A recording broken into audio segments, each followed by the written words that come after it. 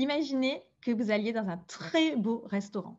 Tout est parfait, la décoration, la compagnie, vous êtes avec des amis, du moins en très bonne compagnie, et on vous sert des plats tous meilleurs les uns que les autres, le service est parfait, le vin est excellent, bref, il y a tout pour passer une excellente soirée. Et le lendemain matin, une personne de votre entourage vous demande: «Alors, c'était comment ta soirée?» Et vous lui répondez quoi? Vous lui dites: «Eh bien, en fait, je me suis gelée toute la soirée, j'ai passé une soirée pourrie». Qu'est-ce qui s'est passé? Eh bien, vous avez passé en apparence une très bonne soirée, tout était impeccable, il y avait seulement un petit détail qui n'était pas à votre goût. Et au final, c'est la seule chose que vous avez retenue de la soirée. Ça a gâché votre expérience client. Alors, est-ce que c'est juste? Eh bien, on n'est pas là pour débattre si c'est juste ou non. C'est juste, c'est simplement la réalité des choses. Votre cerveau va altérer votre perception, ou du moins votre cerveau va sélectionner une partie de l'évaluation de votre expérience pour juger l'intégralité de l'expérience. Eh bien, cela, c'est un biais cognitif et cela influence grandement toute expérience client. Ce biais cognitif s'appelle l'abstraction sélective, si ça vous dit de le savoir, et c'est en fait un biais qui est répandu chez tout le monde. Nous l'avons tous en nous et nous le pratiquons tous, c'est totalement inconscient. Et il faut comprendre que vous, nous et vos clients ont ce biais cognitif, l'utilisent bien malgré eux, mais en tout cas, c'est une réalité. Alors, comment faire pour ne pas subir cette expérience client et surtout en tant qu'entreprise, comment jongler avec ces biais cognitifs qui vont, quoi que vous fassiez, altérer la perception qu'ont vos clients de vos produits ou de vos services? Eh bien, c'est cela, travailler son expérience client. Je vous propose d'étudier deux autres biais cognitifs. Il y en a beaucoup d'autres, mais je vous propose d'en voir deux autres qui influencent grandement l'expérience client. Le premier, c'est ce qu'on appelle l'effet de primauté. Qu'est-ce que l'effet de primauté?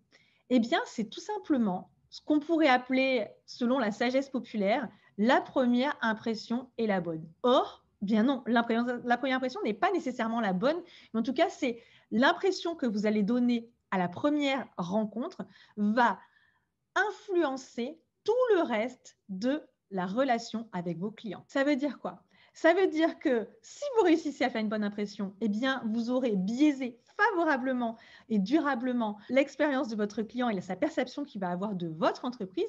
Mais à l'inverse, si la première interaction est ratée ou tiède ou du moins assez mitigée, eh bien, vous partez avec un handicap, avec un fardeau, parce qu'il faudra beaucoup plus d'efforts pour transformer la perception qu'il va avoir de votre entreprise, de votre produit ou de votre service. Il y a un autre biais cognitif particulièrement redoutable dans l'expérience client et de manière générale en marketing, c'est celui qu'on appelle l'effet de halo ou également nommé effet de contamination.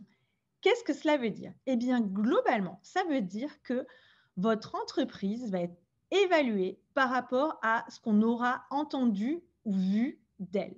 Donc, ça veut dire que votre image, si vous la gérez mal, si vous avez une marque qui n'est pas, on va dire, travaillée, si vous n'avez pas soigné la preuve sociale notamment, c'est-à-dire les évidences sur lesquelles on peut vous faire confiance, eh bien, ça va être déprécié. Concrètement, ça veut dire quoi? Ça veut dire que si votre entreprise ou votre marque est associée à des succès de ses clients, des succès des récompenses, tout ce qui a attrait à la preuve sociale, on va pouvoir vous attribuer des qualités que vous n'avez pas nécessairement, ou du moins qui ne sont pas rationnelles, prouvées. Ce n'est pas parce que vous obtenez un prix que vous êtes forcément une entreprise efficace, on le sait, mais en tout cas, dans l'esprit des clients et des prospects, eh bien, on va vous attribuer certaines qualités que on n'aura pas nécessairement validées par expérience, mais on croit volontiers que vous les avez.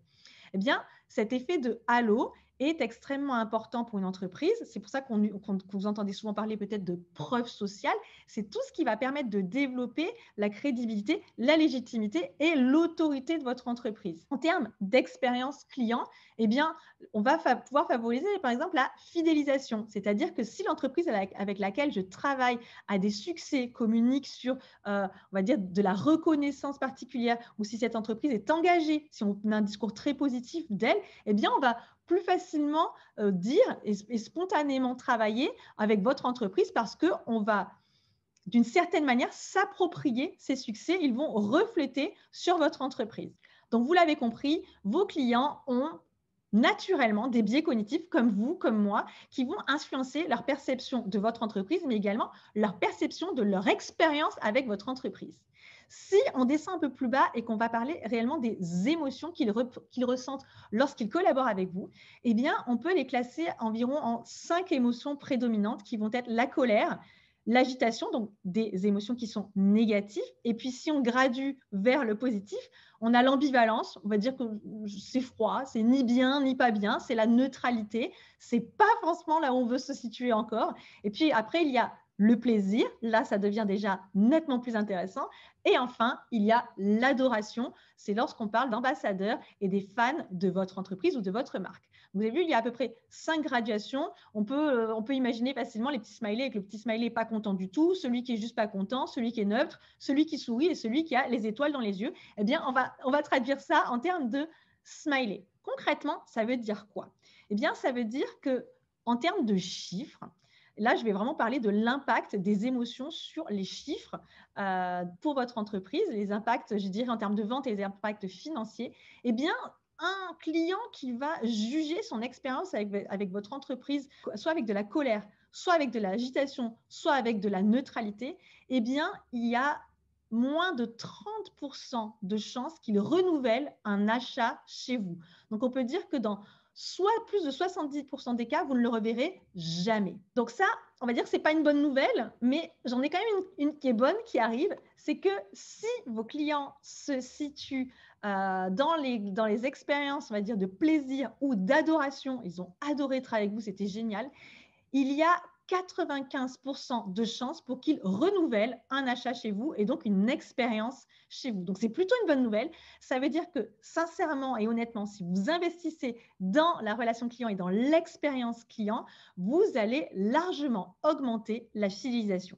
Donc, à la suite de cette vidéo, si vous vous dites, OK, eh ben, c'est un bon truc, j'ai vraiment envie d'explorer, d'aller plus loin sur l'expérience client, voici quelques outils, quelques pistes à suivre pour démarrer. La première chose, et bien la toute première chose, c'est d'évaluer la satisfaction de vos clients. Ça paraît bête, ça paraît simple, mais il y a finalement très peu d'entreprises qui le mettent en place, de juste savoir quelle a été l'expérience vécue par vos clients. Donc ça, c'est la première étape. Vous pourrez faire un état des lieux sur est-ce qu'ils sont très contents ou est-ce que finalement, eh bien, il y a eu des choses qui n'étaient pas géniales. Vous pouvez également aller voir les avis qu'ils auront pu vous laisser sur, par exemple, Google, Facebook ou des recommandations sur LinkedIn. Ça peut être important. Malheureusement, parfois, ces canaux, eh bien, en fait, il y a surtout sur Facebook et sur Google, il y a finalement souvent que les gens mécontents, ou du moins une plus large proportion de gens mécontents qui vont utiliser la possibilité de laisser un avis plutôt que ceux qui ont été importants. Donc, ce que je vous propose de faire, c'est de rappeler certains clients et de ne pas uniquement leur donner un questionnaire, mais de leur demander en direct qu'est-ce qu'ils retiennent de l'expérience et qu'est-ce qu'ils ont trouvé particulièrement intéressant. Vous pourrez ainsi cultiver davantage cela. De la même manière, vous pouvez leur demander, eh bien, selon vous, qu'est-ce qui aurait pu être mieux? Pas forcément que ce n'était pas bien, mais qu'est-ce qui pourrait être mieux? Et de cette manière, vous pourrez également travailler cette partie. Donc, évidemment, impliquer vos clients dans l'amélioration de leur expérience. Pour finir, je voudrais vous faire passer un petit message. C'est une formule que nous aimons particulièrement chez My Marketing Experience. C'est de résumer l'expérience client qu'on souhaite atteindre, c'est-à-dire le niveau de l'enchantement, par la formule mathématique enchantement égale attente plus 1. Et qu'est-ce que cela veut dire? Eh bien, ça veut dire que le niveau de satisfaction qu'on veut faire atteindre à nos clients, c'est tout simplement de répondre à leurs attentes, mais d'aller un pas plus loin, comme ils disent les anglo-saxons, de over-deliver, de donner plus que ce à quoi ils s'attendaient. Et ça, réellement, c'est le meilleur moyen d'enchanter vos clients, de leur apporter une expérience client à laquelle ils ne s'attendaient pas. C'est-à-dire qu'ils avaient des attentes, mais vous êtes allé un pas plus loin. Et ça, vous augmenterez très largement le niveau de satisfaction et la fidélisation de vos clients. Je vous laisse avec ça. N'hésitez pas à commenter si vous avez des astuces, si vous avez des questions, si vous avez des techniques, si vous avez constaté qu'il y a des choses particulièrement efficaces dans votre entreprise ou si vous vous posez des questions sur comment je mets en place une expérience client réussie, eh bien, dites-le nous. Nous tenterons d'y répondre le plus rapidement possible.